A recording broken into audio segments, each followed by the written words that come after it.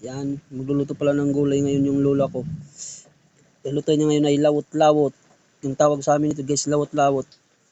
Sa Tagalog, halo-halo yata. Iwan ko. Basta yan. Yan yung mga gulay na lutuin ng lola ko. Fresh na fresh yan guys. Yan yung kalabasa, pako, singkoy, tsaka yan yung daon ng gabi, sida-sida, tsaka puso ng saging. Yan, masarap na sarap yan guys. So lalagyan yan mamaya ng gata.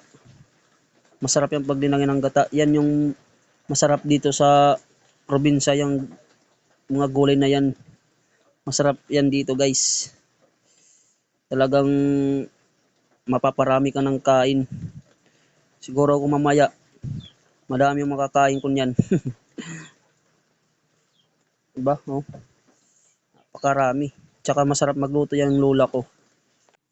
Yun na nga, iluto na yung gulay namin. Yan. So ngayon, ikakain na kami.